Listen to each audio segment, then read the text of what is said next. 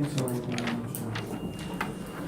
so let's start. And, since not everybody submitted the home assignment, I guess we'll have to go over this weird notation. The notation goes back to Andrei, so that's why I stick to it. But first, let's consider the following Gauss function.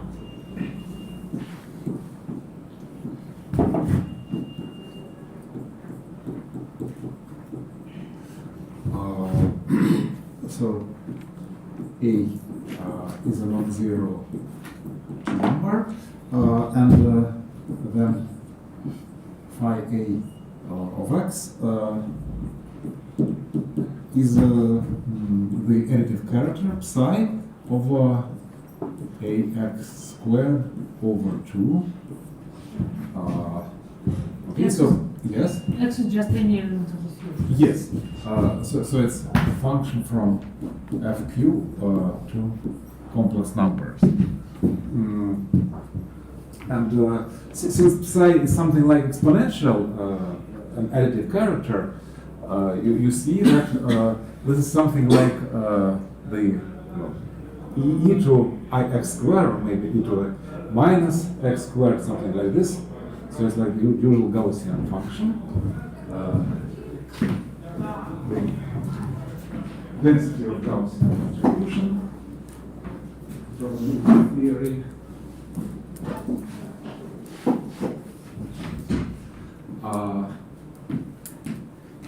And one can find the Fourier transform of this Gaussian function. Does anybody remember from some analysis course? Fourier transform of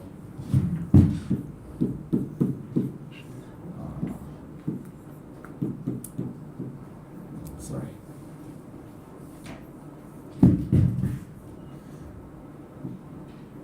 Something like this. And have anybody taken probability class course? Yes. But still. It's not in the city at all. Not in this city. The following proposition that the Fourier transform of phi A is phi minus A inverse times some scalar called gamma A.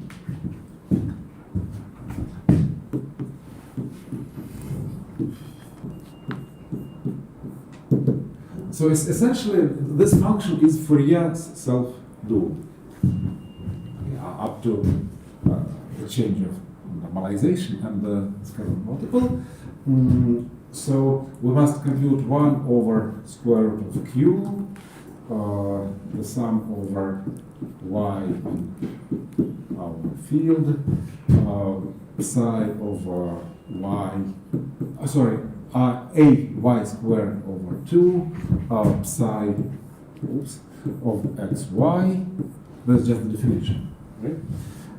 And then it is 1 over square root of q, the sum over y in our field, psi over y plus x over a squared times a over 2, psi over minus x squared over 2a. Psi is an additive character, so here we have a y squared over 2 plus xy, and I rewrite it this way. Okay. So we get psi of negative x squared over 2a times 1 over square root of q, the sum over y in our field, psi over a over 2 y squared Yeah, because this is a change of variable, it's a shift. Yeah. And well, this is really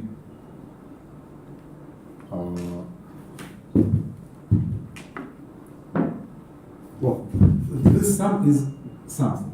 This is called gamma A, right? And this is the desired function in phi negative A inverse times gamma A.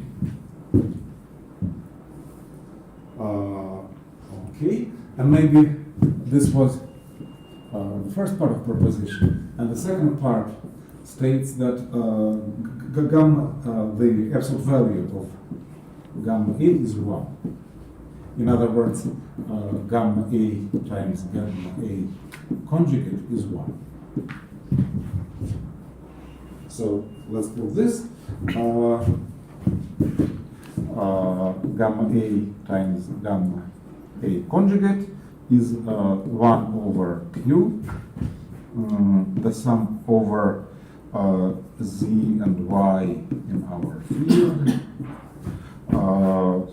psi over A over 2, Y squared minus Z squared. Yeah, I mean, psi of Z conjugate is psi of negative Z. Okay. And this is equal to, if we change variables,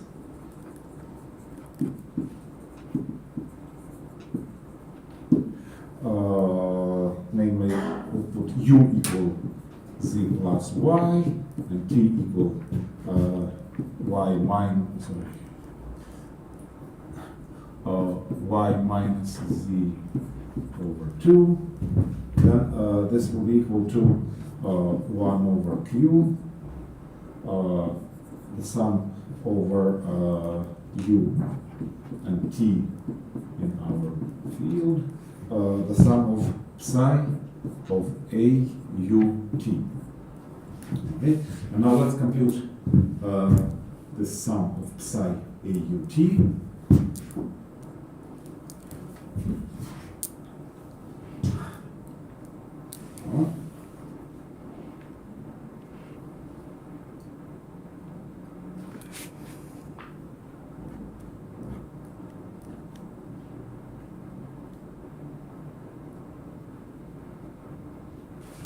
This.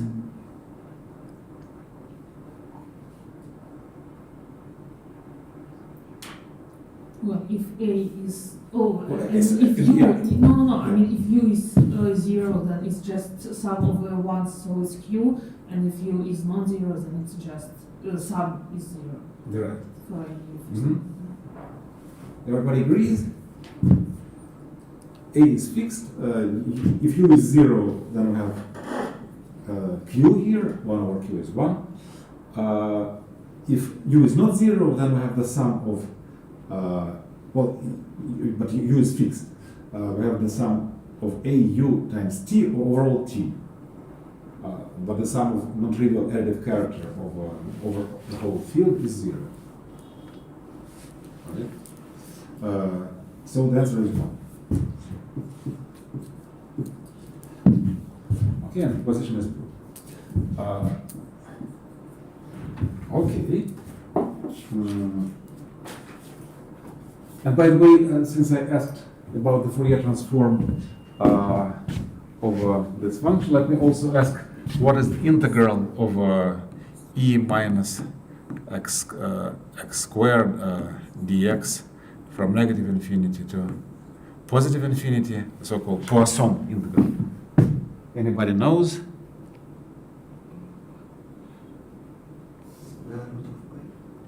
Not quite. Well, let's compute this. Maybe it's more important than the rest of the multiply two such things. I think do you know this by any chance? You do. Ivan, do you know? Yeah. You do. And then why don't you show? Ira, do you know? I know, I just don't remember the exact number, but I did these things, yes. So you just multiply it by itself, then it's an integral over the plane, and then you use the polar coordinates. Yeah? Do you know? Or use complex analysis. Yeah, with the residues, yeah, or Residues. yeah, or use the polar coordinates. Okay, so it's okay.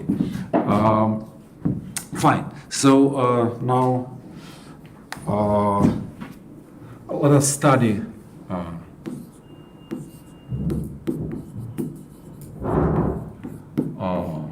gamma A. So first of all, we know that the Fourier transform of phi A is phi A again. I mean, it should be phi A of negative x, but since it's quadratic, it's the same, phi A. Yeah, and this implies that gamma A times gamma negative A inverse is 1. Okay, this is the first. Now, by the change,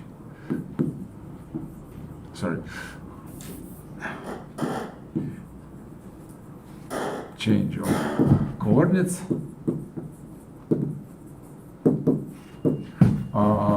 gamma A is well defined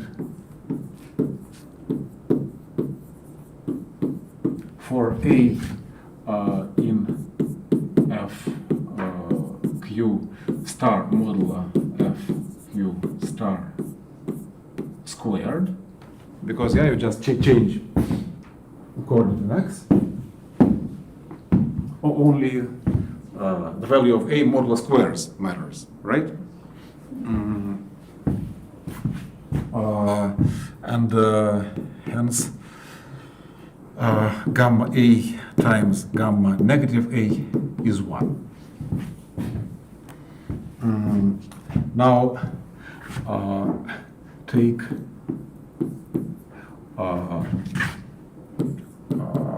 lambda, some n-dimensional vector space, and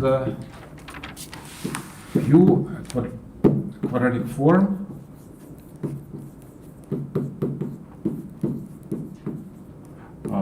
on lambda, and then we can diagonalize it.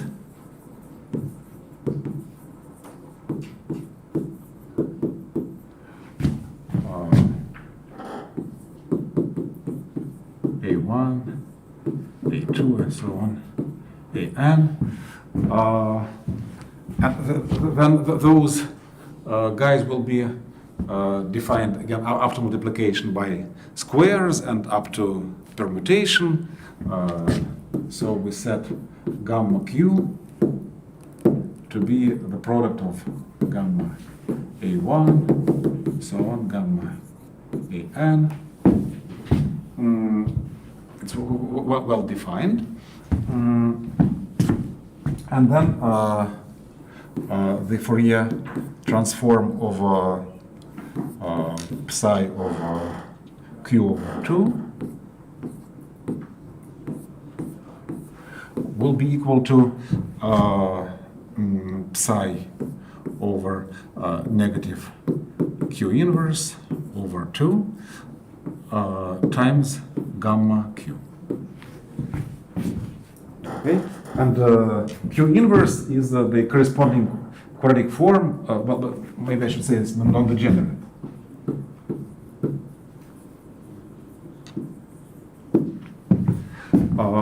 So Q inverse is the corresponding quadratic form on the dual of lambda.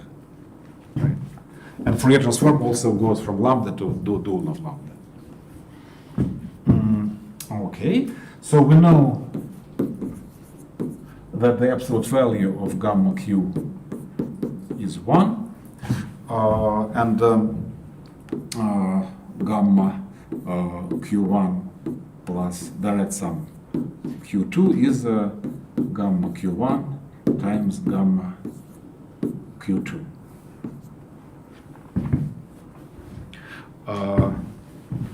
Okay. Also, we know that for a hyperbolic form,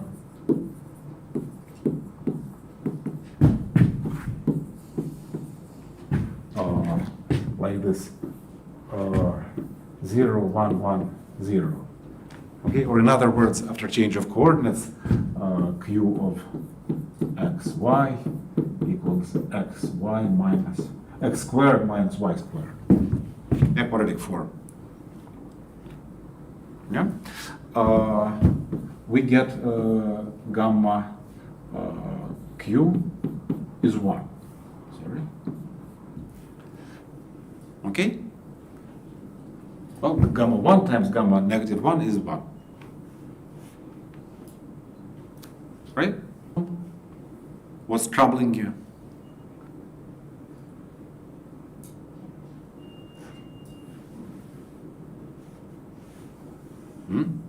Еще раз, откуда получилось, что это 1? Just from this? Gamma 1, we get 1. Not for any. Could you Yes. just explain again what about Fourier transform of Yes. from what it follows? Just from Even this? Yeah. You just diagonalize. It's the direct sum of one-dimensional situations. Everything splits into one-dimensional. In one-dimensional case, we computed it, and now everything is just the direct sum of one-dimensional.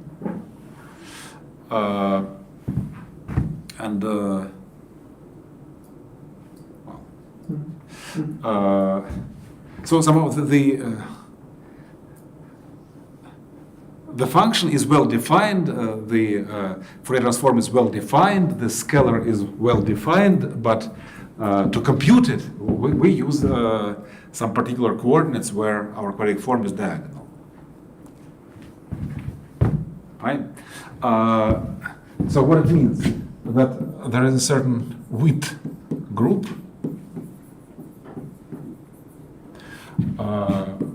width of FQ, well, in fact, for any field. So this is the abelian group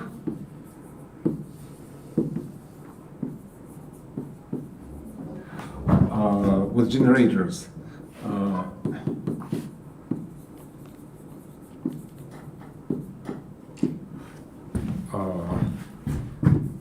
lambda q, I mean vector space and non-degenerate quadratic form, and relations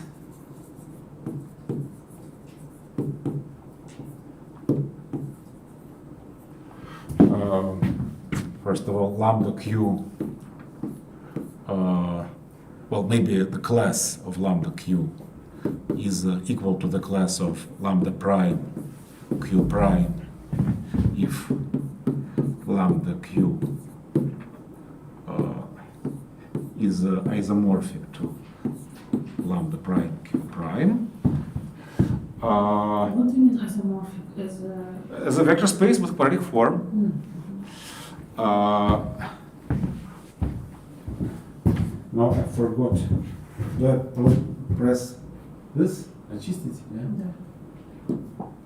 Sorry. Yeah, and also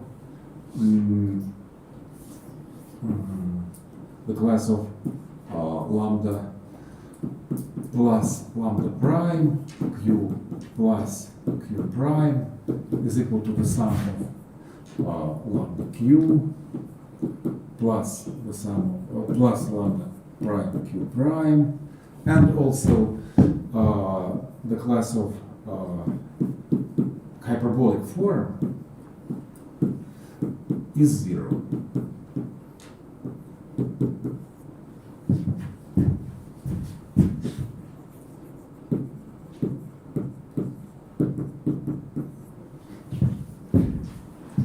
Yeah. It's also called split because, for example, if you consider the automorphism group, the orthogonal group of this particular form, it will have the Cartan subgroup, which will be just a multiplicative group, isomorphic multiplicative group. In fact, the whole group in this case, SO of this particular Q is just FQ star for this particular form. Okay, and that's what's called split in the theory of algebraic groups, when there is a maximal Cartan, which is just the product of multiplicative groups. For example, over R, you could have either the circle S1, yeah, for the positive definite or negative definite form, or this hyperbolic.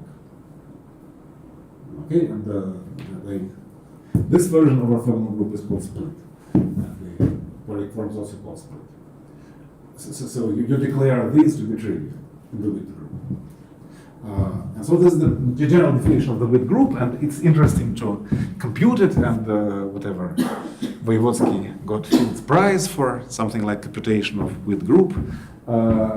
It's an important object of arithmetic. But in our case, for the finite field, there's a dichotomy, and it will be the next home assignment as an exercise. I will send it out today, though it's actually due somehow, formally due on February 21st. Yeah? So it will be the home assignment of February 14th. Excuse me, sir. Pardon me? How do you calculate the sum of an arbitrary lambda with a hyperbolic form?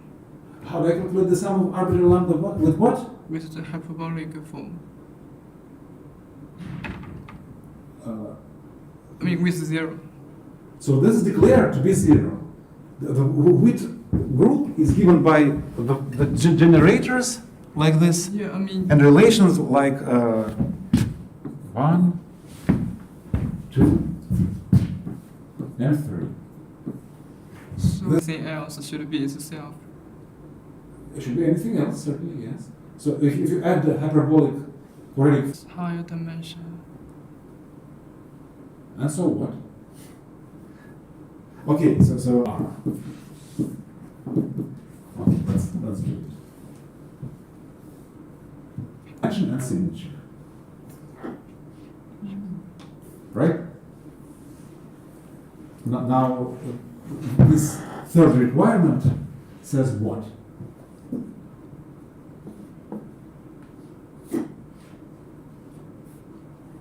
By signature, I mean the difference of positive squares and negative squares.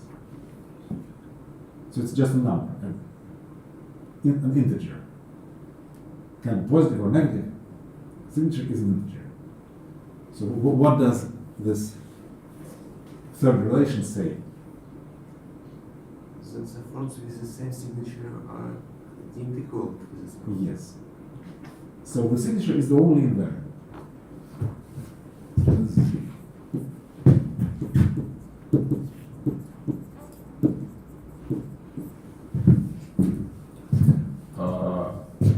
Fine.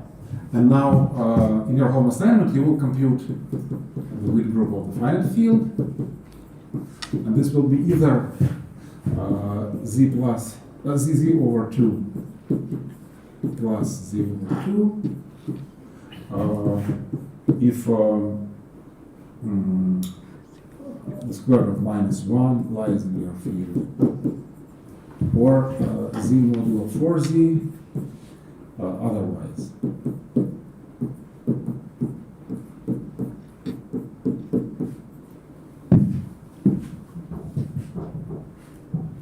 Okay, and somehow the bottom line of our discussion of this gamma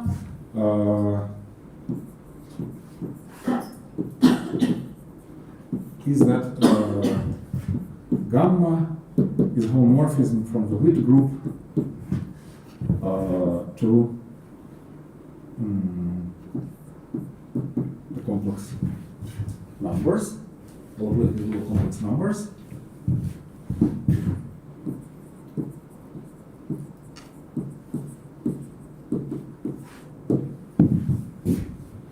Okay.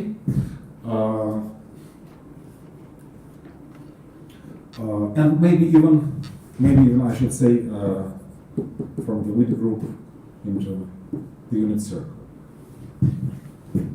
Because we know that actually the absolute value is 1. And it's somewhat important. It is somewhat important because remember we had the metaplectic. Now let's get back to metaplectic business.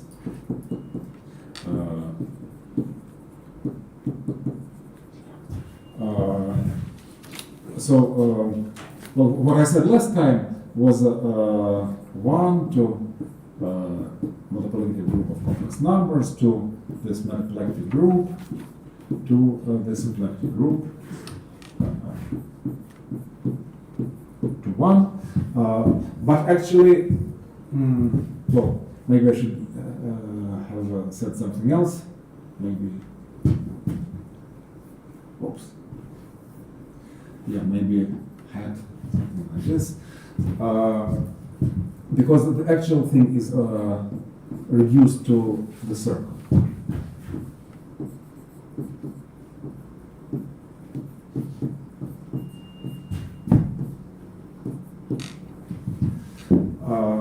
I mean that the representation of this, remember, rho psi, W psi, psi phi. I'm sorry. Yes. I thought when we had extension when there is C on the left, that we had just MP without any.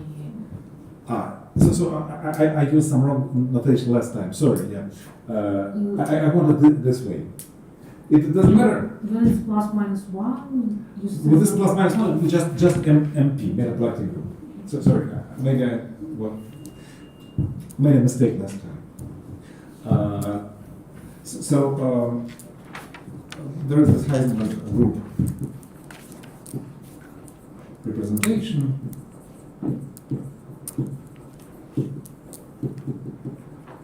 And certainly it's unitary.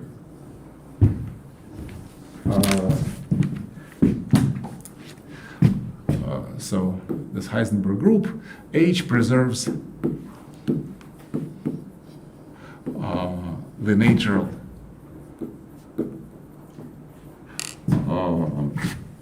Hermitian form on W, that is the functions on lambda, namely the scalar product of F1 and F2 is the sum over all of lambda, F1 of lambda, F2 bar of lambda. Yeah, you can just check it. So given the explicit formulas for the action, or anyway. And so you can normalize your now SP of V acts projectively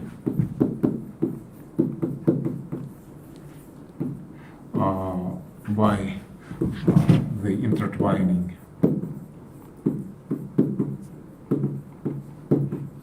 operators AG, and we normalize AG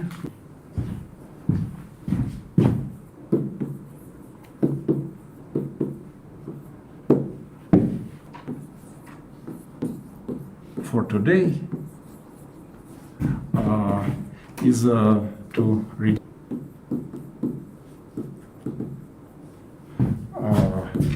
to the actual metaplectic extension. So SP of V goes to 1.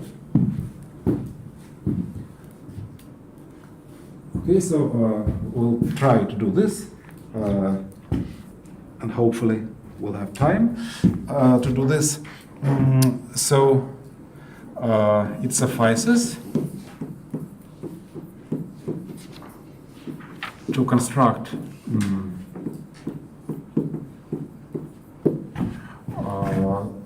a character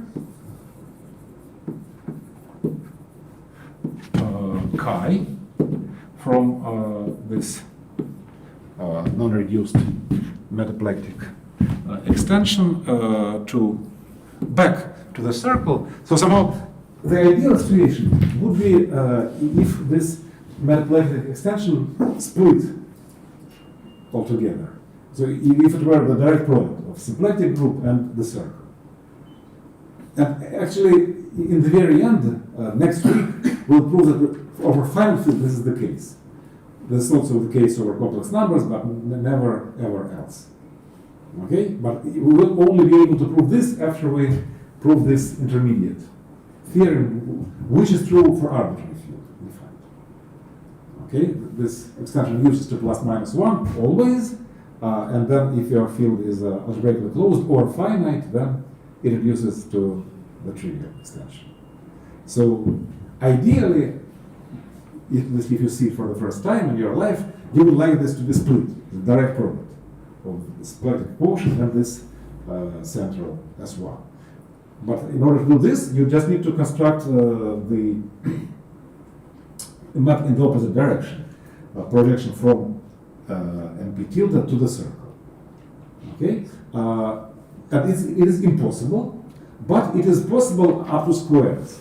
So we need to construct a character to S1, which is somehow a section of this up to squares. So chi restricted to S1, well, of z is z squared. Okay, if chi of z were z, then it would be just a splitting of the central extension. But it's not. And then we set MP is just the kernel of this chi. So our goal is to construct such a character. Okay. To construct such a character, we need some. But maybe somebody knows how to make this not gray but white. If not, then never mind. У меня есть подозрение, что там вот создать рабочий стол, можно на нее тыкнуть. Там наверху и слева. Ага. Нет, на I understand. Yeah, I understand. Да, But да. Запомните, тыкнуть, оно не сработает. no, that's right. Okay. So I erase this. Okay, so some general. Yes. MP is the operators AG, yeah? Yes, it's formed by all the possible operators AG. What is MP tilde? No, sorry. MP tilde, or maybe MP hat is formed by all the possible intertwining operators AG. Now MP tilde is formed by all the possible unitary intertwining operators AG. And MP is formed by the very much normalized unitary intertwiners that we are going to construct. So there is some general preparation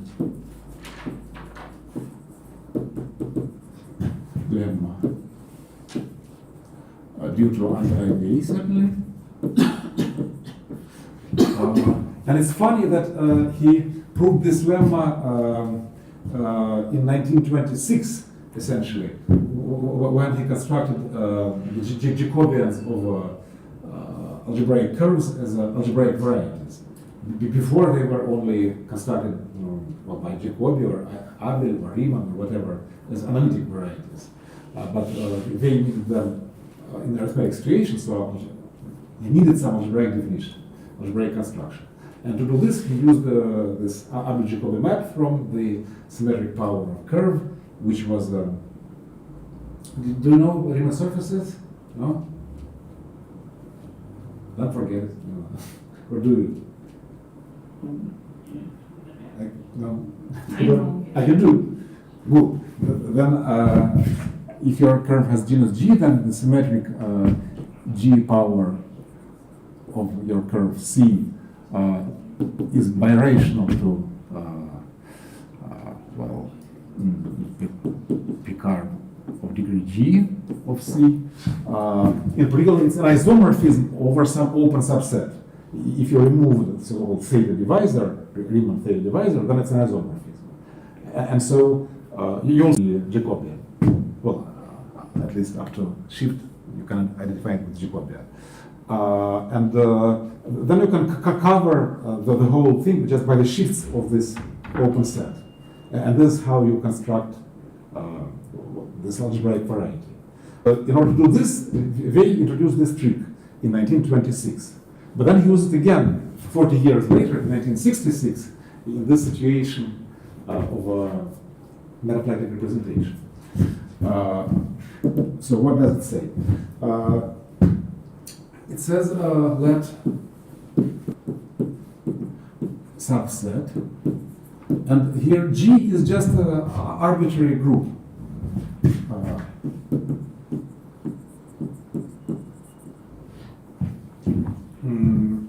Not algebraic, not anything. Just arbitrary set-theory group. And what dense means? What dense means? It means that U inverse intersect with UA, intersect with UB, intersect with UC is never empty.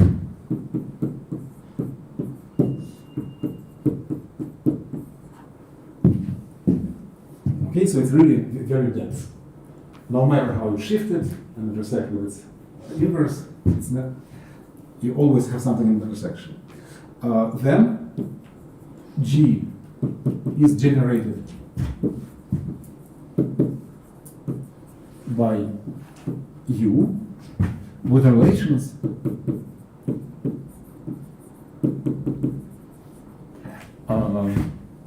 U prime, U double prime equals U when for U prime and U double prime in U. I mean, if, well, somehow, well, if this is true in G. So just tautological relations, right? When you can multiply two elements of U and you are back in the same U, then suddenly this relation must hold. And you just impose all those tautological relations, and you are done. So this certainly must hold true. But the claim is that they suffice.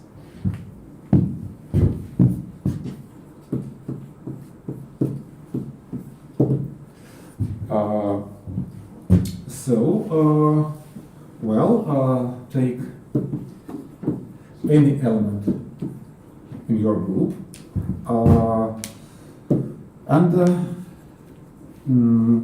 Any element V in the intersection of U inverse and U X inverse.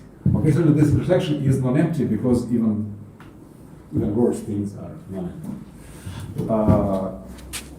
Then we have X certainly equals V inverse times Vx. And hence G is generated by U. By the way, Vanya Ukraincev is attending my courses for a few years, and I guess you must have heard this lemma for a few times, yeah? So do you remember? Huh? The third time, yeah, it's one of my favorite lemmas, yeah. And probably in the same, then probably you have heard the whole V representation for the third time. Just this. And how come the lemma is third time and the representation second time? Well, maybe the first will be similar to. Just this. Yes. This. Okay. Yeah. Do you remember the proof by any chance? No. No. Okay. Okay. Now let's consider some abstract group G hat. let us generate it by U hat for U in this dense open subset, and the relations just as above, U hat prime, U hat double prime equals U hat. Well, under these circumstances, so we have a natural homomorphism.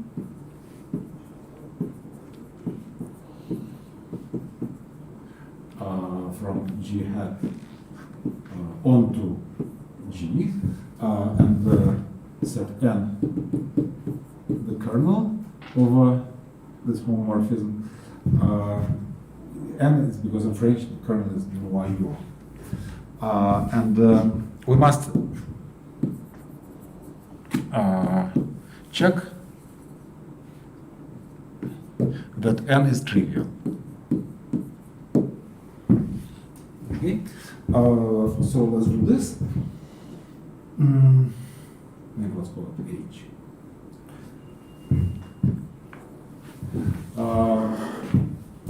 So we'll prove this by induction in the length of words in this kernel. But these words may contain positive or negative powers of generators, and first we consider one negative powers and all positive powers. Namely, assume that U naught hat inverse times U1 hat times so on UN hat lies in the kernel equal to inside U inverse will intersect with U2 inverse, U1 inverse. Okay, and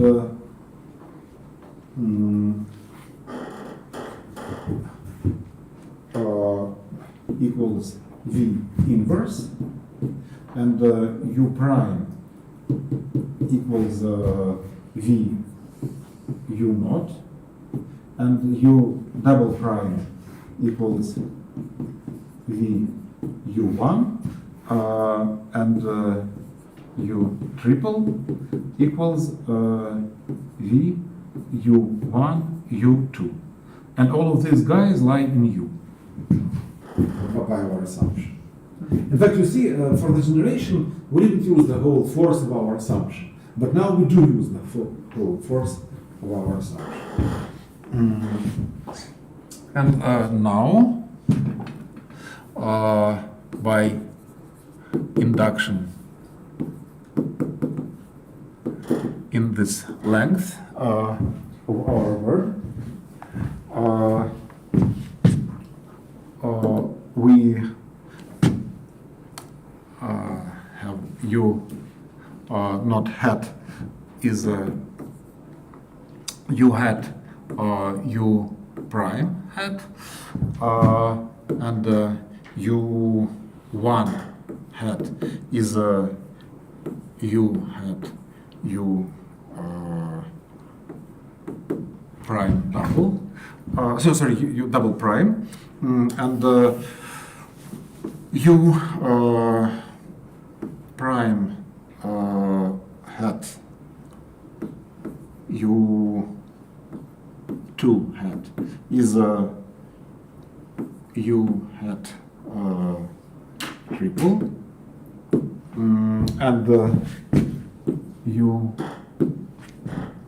prime hat is U hat triple, U3 hat, and so on, UN hat, and hence U0 hat is just U1 hat, and so on, UN hat. And so this expression actually is equal to 1.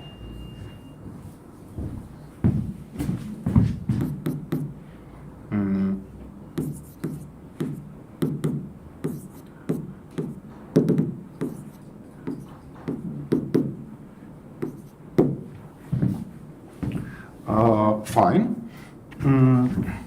And now the next step is when all the powers are positive. So assume U0, U1 hat, and so on, UN hat lies in this kernel. And now we just add two more fictitious U whatever hat inverse U hat U1 hat and so on. UN hat also lies in the kernel, but this is already of the form this one.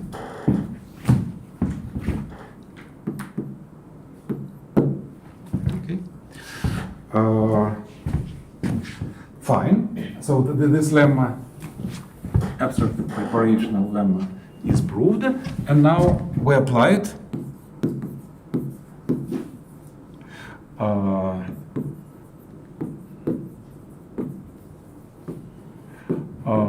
To the open subset.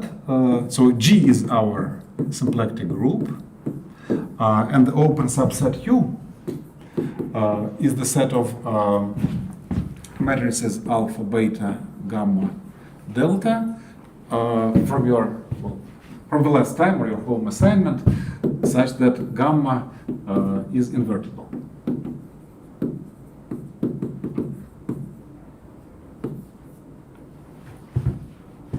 Okay, and there was in your home assignment there was a problem how to write any such matrix as a product of three more fundamental matrices for which Andrei introduced some weird names.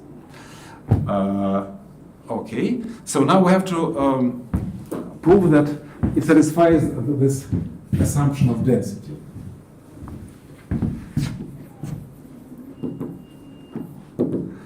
So to prove that U is dense,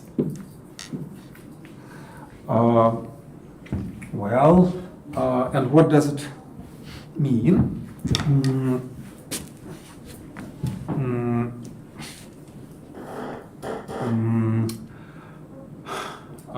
Vanya, do you remember what does it mean and how to prove this?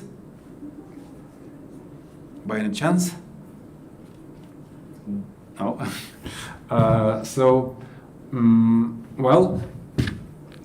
There is a. So we introduced the notion of Lagrangian subspace last time. Yeah, and the Lagrangian Grassmannian of V is the set of all Lagrangian subspaces.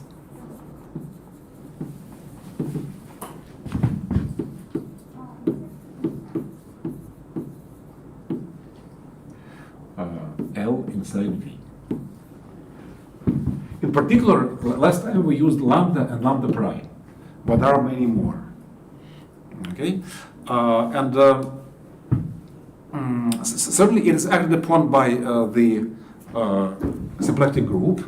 G acts on this Lagrangian Grassmannian, and it's a homogeneous space.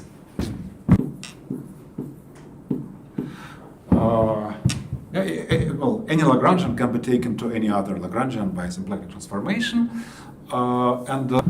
say lambda prime probably. So G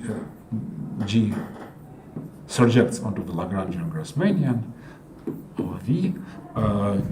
Just G goes to G lambda prime. Okay. And now, what is the image of U?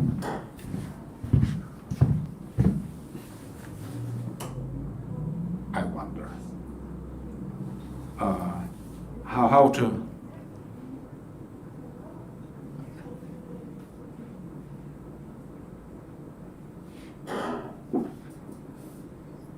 to say. Should we write lambda prime G, the acts on right, no? I don't really know. You see, G acts on V, just because we're considering some functions, and then if G acts on V on the right, then G will act on functions on the left. That was the Yes. the secret idea behind G acting on vector space on the right. Well, okay. Still, I wonder what is the image of U.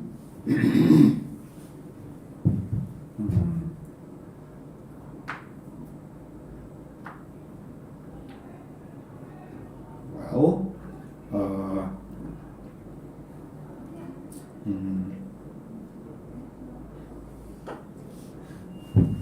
so let's see, once again, it was lambda and lambda prime, prime, lambda and lambda prime, it was alpha, beta, gamma, delta. So gamma was morphism from where to where? I think lambda prime to lambda. Lambda prime to lambda, very good.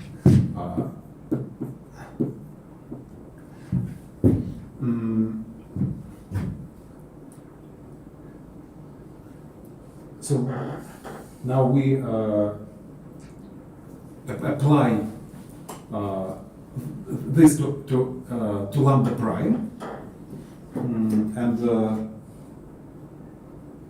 and we ask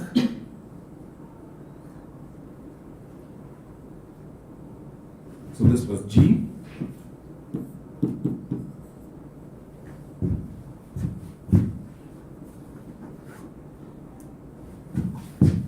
So what is special about G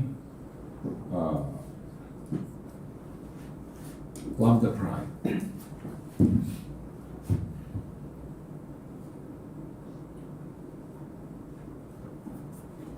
So it is not digit. There is no It contains the whole of lambda. the image, right? And there is no kernel. So the kernel of G of gamma is a 0.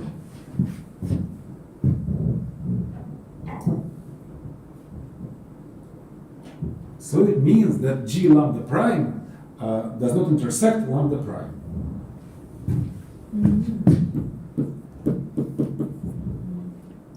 Okay? So But we have delta this also. projection, say, let's call it P. I don't get it. I mean, delta also acts on our lambda prime to lambda prime. But I'm also interested in the image of this Lagrangian. Certainly we can, well, this G acts on a whole space V, which is lambda plus lambda prime. But I'm only interested in the image of lambda prime. And this guarantees that, this condition guarantees that the intersection of G lambda prime and lambda prime is trivial. They're transversal. There are also something happens to lambda and the intersection of this with lambda, intersection of lambda with lambda, whatever. But the image of just lambda prime is transversal to lambda prime. Okay. So P of U consists of all the Lagrangian spaces lambda L, so such that they are transversal to lambda prime.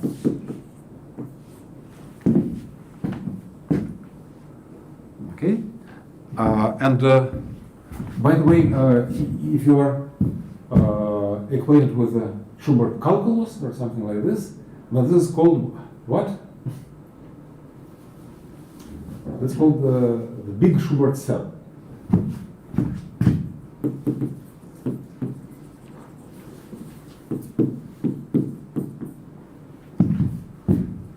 You fix one Lagrangian space, and then all the other space transversal to this particular fixed one for big Schubert cell. So say over complex numbers or over real numbers, this will be just really a cell, something as a morphic to affine space.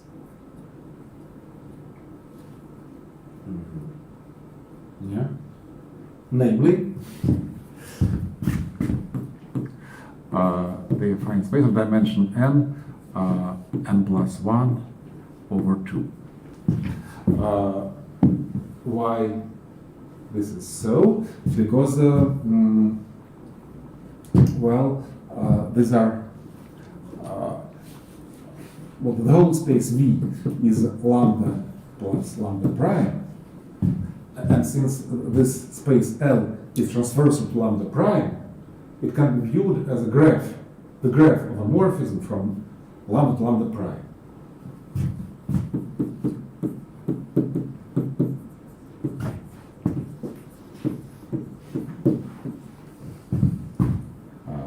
A linear operator, so H from lambda to lambda prime, right? Everything is half-dimensional, so the dimensions match, and being transversal, yeah. Fine. But now L Lagrangian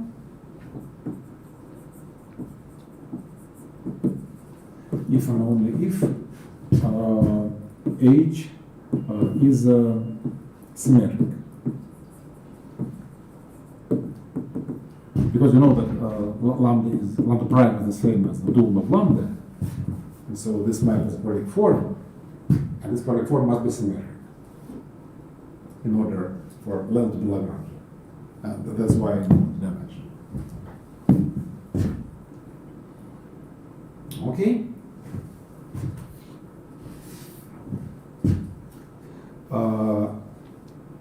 So I argued once again that the projection of U is some big Schubert cell. And now I already raised this condition, but essentially, well, first of all, when you invert, U is U inverse. In this case,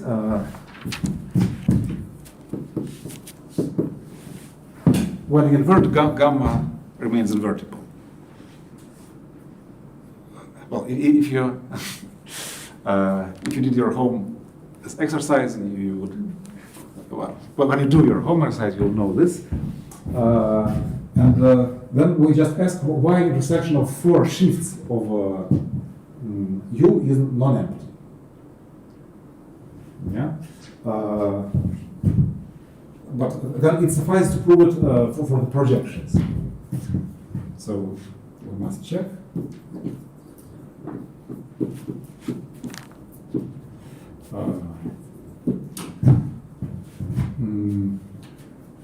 Well, let me call it somehow big Schubert cell. C. C intersected.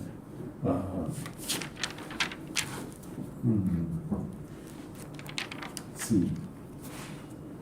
A intersected C. B intersected C.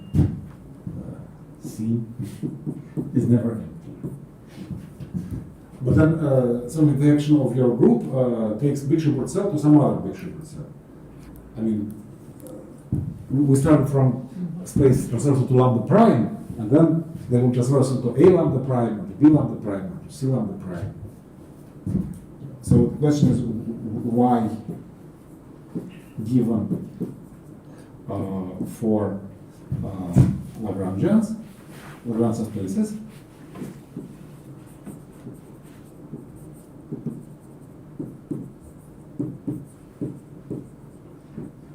why we check this condition for C but not for U? C is an image under projection. yes. But he claims that U is dense, but not the. But I think how to say the stabilizer of this Lagrangian preserves U, so it's just a vibration over this projection. There's vibration over the Lagrangian Grassmannian, so it doesn't matter. You can change it upstairs or downstairs. For Lagrangian subspaces, like lambda prime, A lambda prime, B lambda prime, C C lambda prime, there is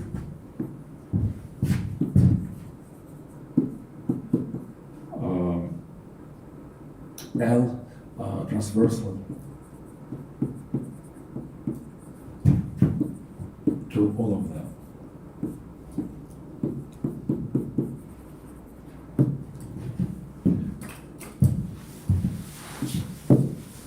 Okay, and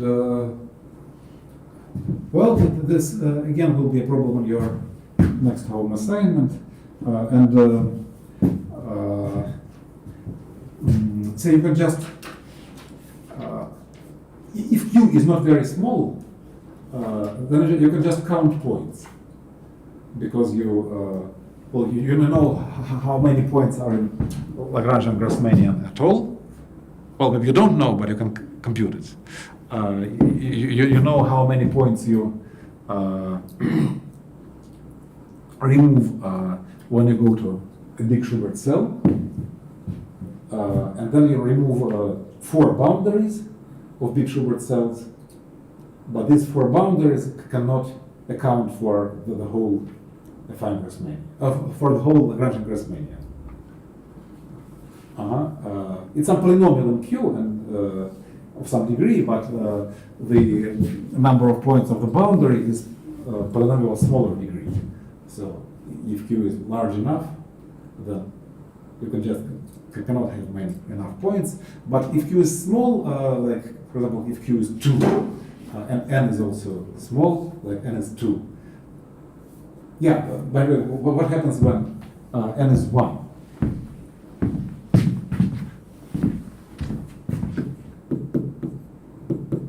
What is Lagrangian Grassmannian?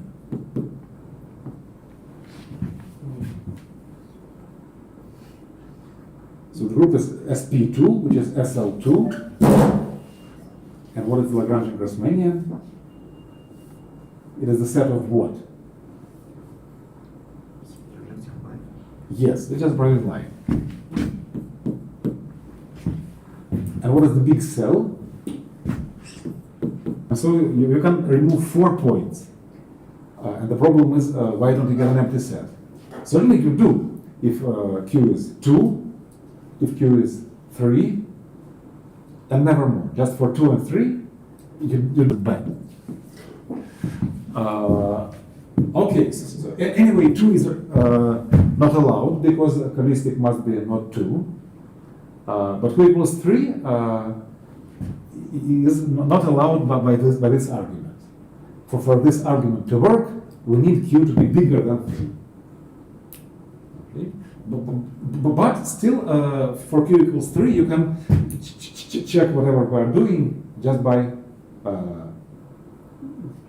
other explicit computation, for example. Okay? So once again, N equals 1 and Q equals 2 and 3 are bad. But apart from this, just counting points, you will see that this U is always dense. Okay? And now we have only 10 minutes left. It's a disaster. But I have good news. So on the one hand, I have too many exercises, so we are already going on February 21st. On the other hand, I'm going to leave again for 2 weeks. So February 18 through March 5th, I will be away.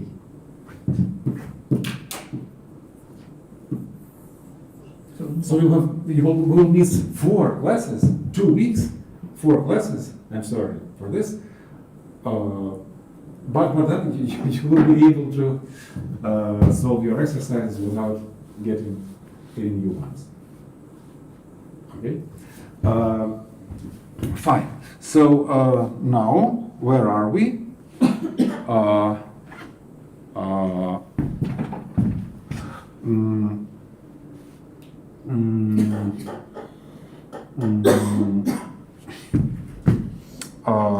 Well, so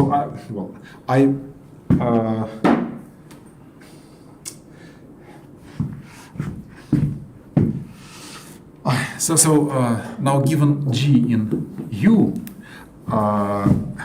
say this G is alpha, beta, gamma, delta, and this in your home assignment is prove that it's 1 alpha gamma inverse 0 1 0 negative gamma transposed inverse gamma 0 1 gamma inverse delta 0 1.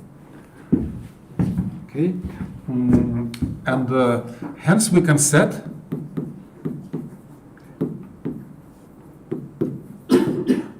A of G equals A of times A of times A of Okay,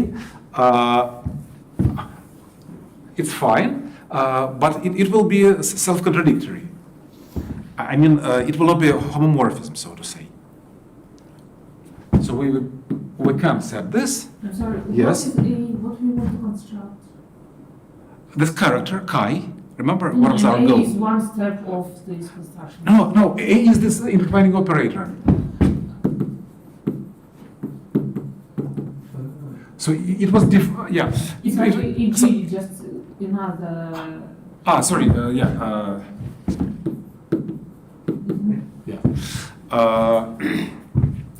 Sorry. So this intertwiner was defined up to multiplication by a constant by a circle, in a circle. And on the other hand, in your home assignment, for the matters of this particular form, I gave some explicit formulas. But certainly we could multiply them by, renormalize them by a constant. But there is some particular choice. And now I write down some particular choice for any element in U. Okay? Using this home assignment problem. And then if we have U prime times U double prime equals U in this open set, then A over U prime U double prime will be equal to the product of those two up to some scalar. A of U prime, A of U double prime. And since our A's are defined explicitly by this formula, we have it's a definition of C, of this cocycle. So we define the two cocycle C of U prime, U double prime by this formula.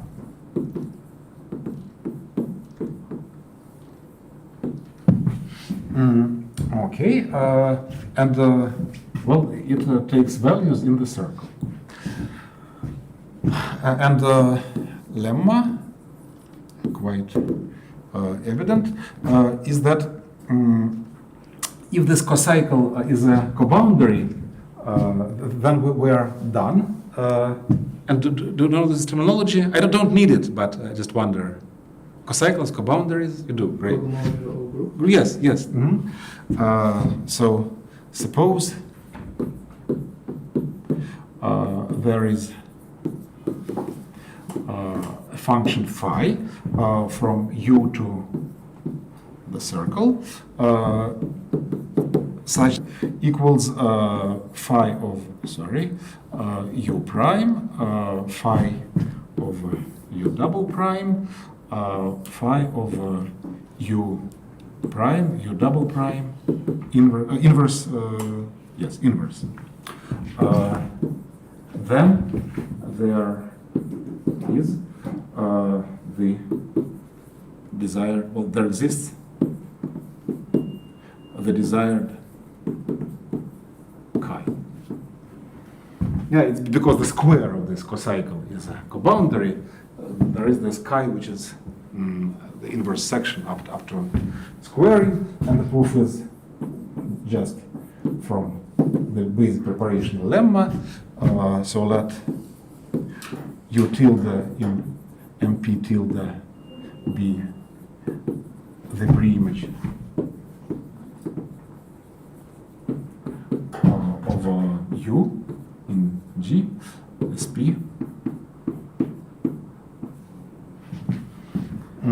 We set chi from U tilde to S1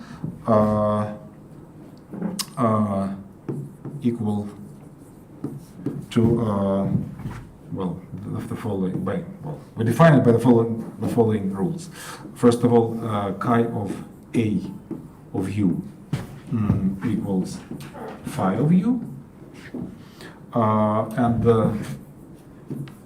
second, chi of T U tilde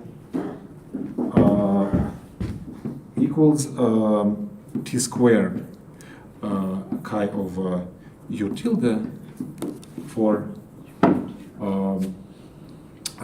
T number in the circle and U tilde in U tilde. Okay. And then by the basic lemma, it extends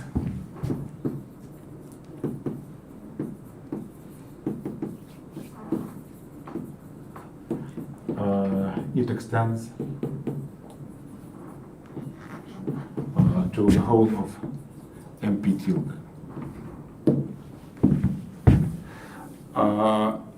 Okay, that's it. So we need to find this phi and represent the square of C as a coboundary. And well, we'll do this next time, or else it will be in the home assignment. I mean, some basic computation will be the home assignment, and then we apply it next time. So we'll prove this property next time. But I again urge you to try to do the home assignment. I will formulate it next time, but you'll understand much better if you try to do it yourself. Thank you.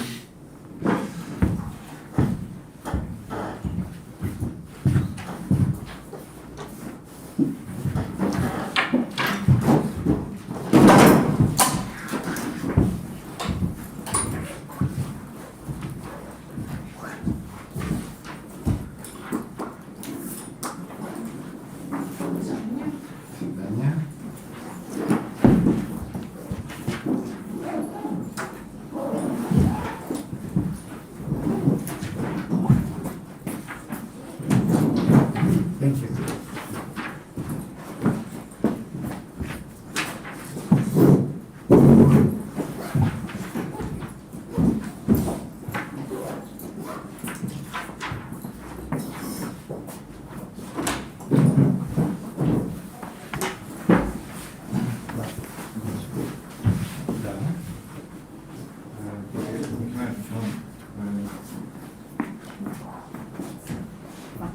Yes.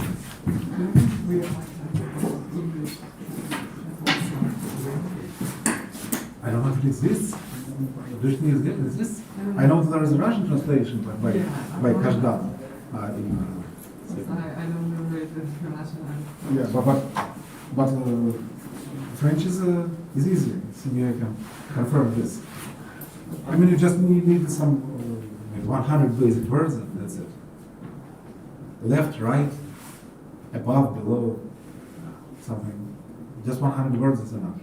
So you start to read with Google Translate, and then in a week you can do it without Google Translate. And also, this paper is really very deep. It's about periodic fields and that is. Yes. And for finite fields, it's very much simplified, and that's what I'm presenting. So the paper is really difficult. But the difficulty comes from periodic, for example, from some you need some analysis. So it starts with developing some distributions and some notions of analysis. Here you can consider just finite dimensional vector spaces with action of finite groups. There's no problem. But there you need infinite dimensional vector spaces, and for example, as I mentioned many times, the space of invariance will be 0. There will be no invariance, no eigenvectors at all. Only coinvariants and eigenfunctionals. So there are problems. Also with Fourier transform, there will be problems because it's hard to have a space of functions which is Fourier, where the Fourier transform makes sense. Distributions will be algebra. By distributions I mean generalized functions or whatever, the notion of Baran-Schwarz is relatively fun. Generalized functions, I don't know. Distributions is the standard name. So these are vector spaces dual to functions, but the function space has the nature of topology of, say, continuous functions space. It's an infinite dimensional vector space equipped with the nature of topology. So, for example, say if you're in a compact space, then the maximum of the maximal absolute value of the difference. The dead distance between two is the maximum absolute value of the difference. But if, for example, but now your vector space is not compact. So if you take just continuous functions of vector space, then the Fourier transform will be sometimes not defined at all. And the integral will diverge. So you need something to do. For example, you can consider L2 functions, integrable with square. Then it's fine. The Fourier transform will take L2 to L2. It's well defined. But L2 doesn't consider functions. You cannot take value at any point, right? So this will not work. You can consider some, say, Schwarz space. These are in periodic world. These are just locally constant functions with complex support. Complex support, yeah. And then it's fine. Then there is a nice theorem that it's preserved by Fourier transform. The Fourier transform does take completely supported locally constant functions to locally constant completely supported functions. But say you need some sort of Poisson's summation formula, and you cannot prove it within this Schwarz space. You need to go to the bigger space of the dual space, Schwarz distributions. And so a big part of this paper is devoted to such problems of analysis.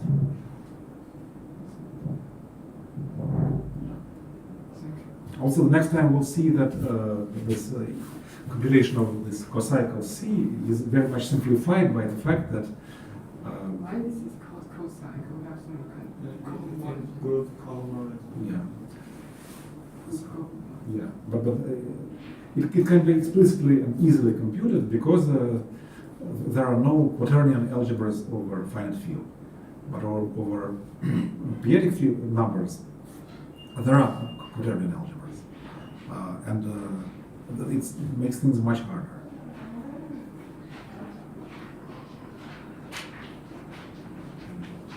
For example, we'll see that this gamma, we already saw it because it's more from the width group. It takes values in rules of unity of degree 4. But over periodic field, it's not true, it's of degree 8.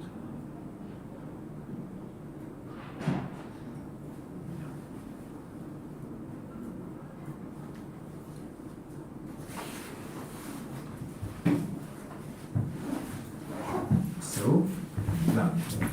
В общем, в случае оригинальности все действительно происходит свободное действие, да? А в случае, когда мы все это фактуризуем уже по, ну, соответственно, по какой-то подгруппе централизатора, нет, да.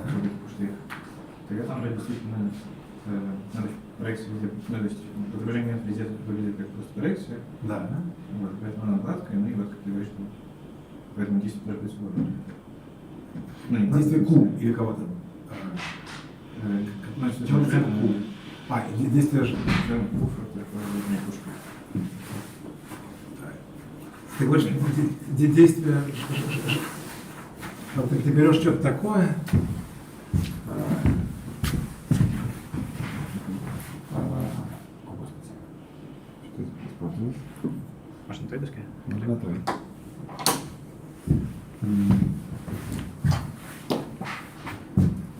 О, Ж там на Q. Штрих, да, действует на вот там уже на срез. Фактор что-нибудь такое, да? Значит, и что мы должны знать? Значит, Вот действие штрих свободно. Да? мы это не знаем. Мы знаем, что Ну, это потому, что там, наоборот, какая-то проекция. действие уже, понятно, дело свободно, но просто построение. Нет, а действие произведения. Действие произведения. И потом я не знаю.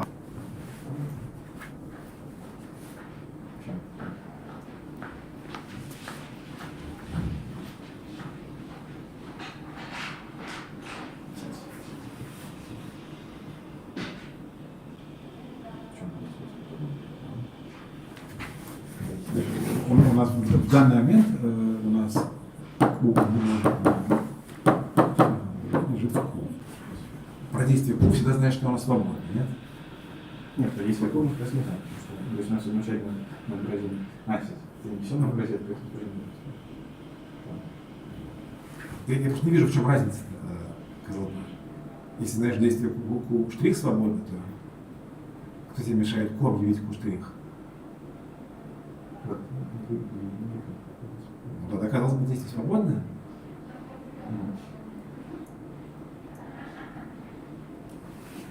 Отображение момента невыраженный дифференциал.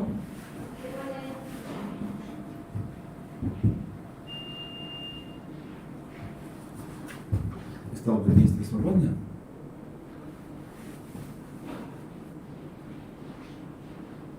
Ну, да.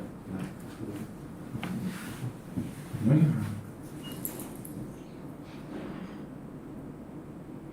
Ну, если да, то все. То есть, по идее, надо считать такой 15 в том случае, да? Чтобы размер был не слишком большой. Ну, что надо заработать. Не обязательно равна. Меньше тоже может быть. Нет, в смысле, размерность.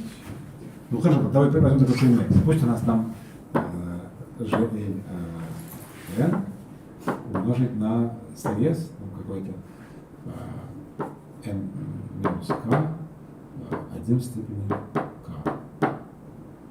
Да? Соответственно, у нас Q равно GLK. Давай по ней проредуцируем тем не менее. То есть и так все было хорошо, это вот был стандартный случай, да? Давай возьмем вот это вот, проредуцируем по Q. Там будет по-прежнему действовать GL.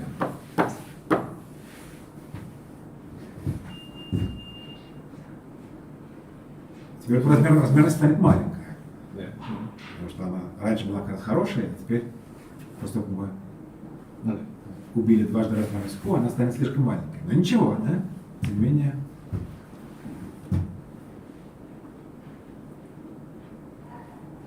Сейчас нам нужно будет уже увеличить. Что? Выплюсовать. Почему? Размерность у него маленькая, по крайней мере. Размерность у него даже лучше, чем должна быть. Вот должна быть n квадрат плюс n, но она будет только меньше. То есть в этом задаче нужно будет симметрически стабильно. Почему? Почему? Ну, вот я говорю, она сейчас.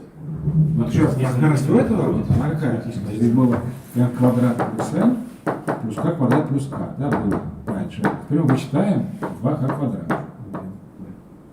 Не, ну, то, что размер меньше будет, это n. Получается вот n квадрат минус k квадрат плюс n плюс k. Вот мы k квадрат плюс n, нормально, добавили k минус k квадрат. Все нормально? Она упала?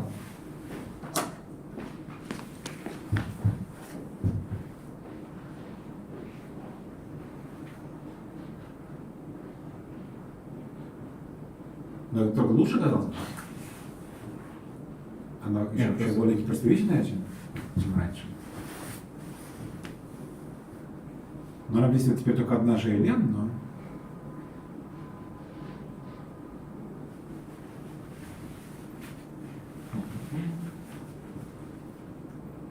Да, ну просто вот, например, вот. Ну, чем пользовались раньше? Потому что если у нас синтетически стабильное, то на гиперсферичном тогда это когда-нибудь достигается равенство. То есть если оно меньше, то оно тоже будет гиперсферичным. Вот. Как же так? Вот это, собственно, второй пункт. Ну, то есть у нас есть равенство в сторону, чем в одну сторону, если второе в случае синтетически. То есть в одну сторону это верно, если оно гиперсферично, всегда, да. А второе неравенство это уже синтетической стабильности. То есть то, что неравенство в другую сторону. Ну, потому что она нестабильна? Возможно, нестабильно. Ну, хорошо. А ты не можешь это выяснить? Ну, не прямо сейчас, а дома. Соответственно, то есть нужно писать уже нет в таком образе. Ну да, но в моментов оно как бы какой был, только какое осталось, только единственное, что ограничиваешь его на 0 моментов.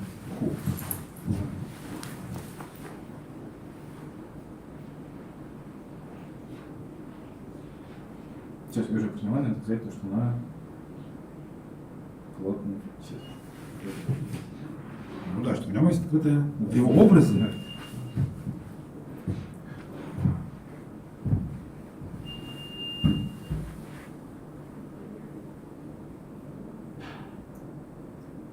А сразу это...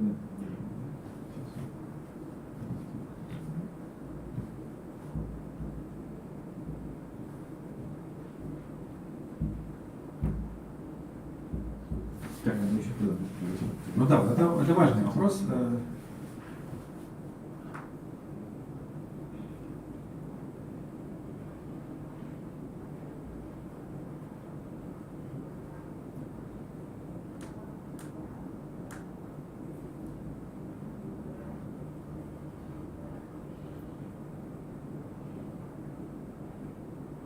А хорошо, а почему значит нестабильность имеет место в других случаях? Например, вот разбирал там такой для СП6.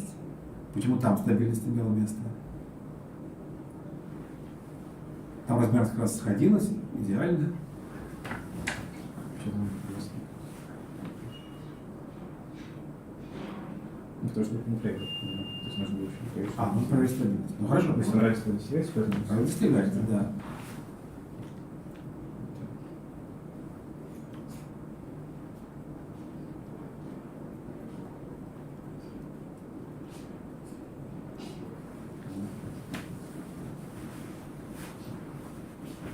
И здесь, где размерность сильно падает.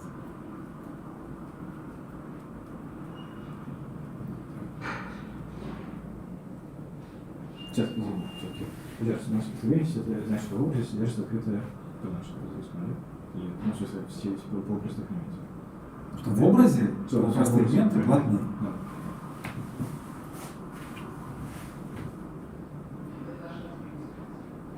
Образ может быть, например, нулевой. Если образ нулевой, то это стабильно.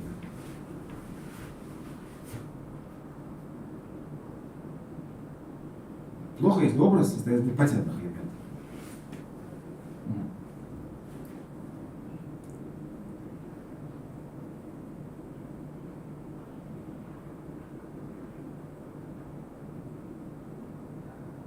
Тебе что сказать, например, утверждение, например, 0 моментов относительно утверждения моментов такой штрих, потом прямо это образ уже на штрих. Важно. слушай, Мгм. да, и второй вопрос. То есть вот у нас там про фан, если все, что нужно сказать, это то, что вот нам нужно найти какой-то там фильм Мгм. из наших который антиапологизм, который говорит о том, что фильм Ж, Принадлежит. Да-да. Принадлежит, да. Да-да.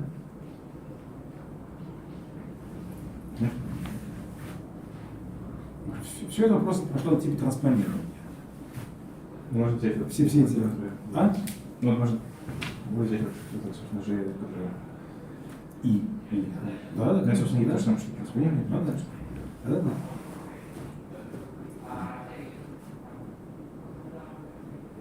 Слушай, тогда я напишу что-то. Мгм.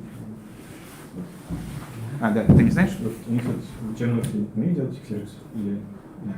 Нет. Ладно, тебя еще.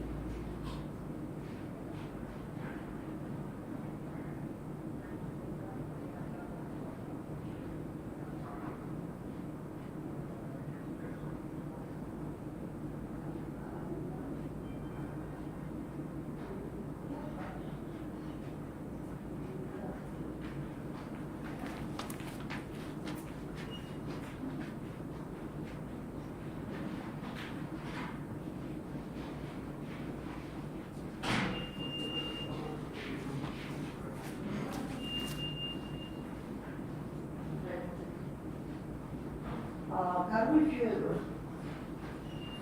ой, как тебе сказать, знаете, девочек этих отправляли там на 25. Я иду, у меня на хату никого нет. Я охраняю, потому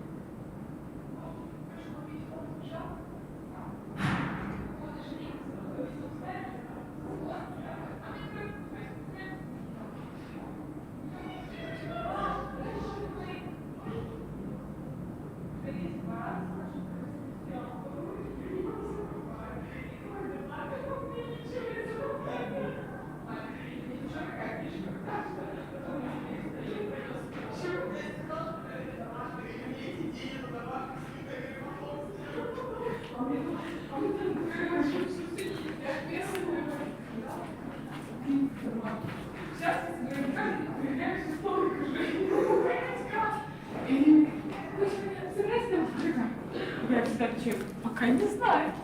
Говорю, тебе это зачем сейчас? Он мой любимый. А тебе его? Да.